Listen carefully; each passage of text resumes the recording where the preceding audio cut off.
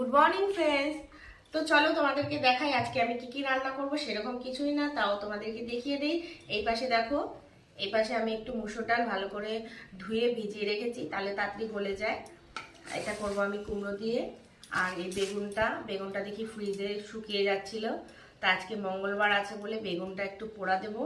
বেগুন পোড়া খেতে ভীষণ ভালো লাগে।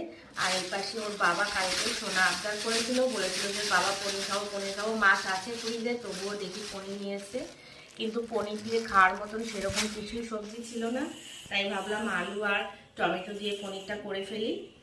তো দেখো, আমি প্রত্যেক দিনের খাবারে কিছু না কিছু প্রোটিন রাখার চেষ্টা করি।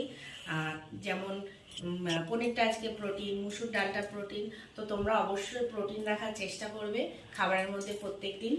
আর আমি লাইভ করছি, একটু সবাই একটু লাইভটা দেখো, শেয়ার করো, কমেন্ট করো, তাহলে অবশ্যই ভালো লাগবে গল্প করতে। কেননা একা একা গল্প করা তো যায় না, আমার লাইভে সবাই একটু জয়েন্ট হয়েও। টাটা, তোমাদের সঙ্গে আবার লাইভে দেখা হচ্ছে।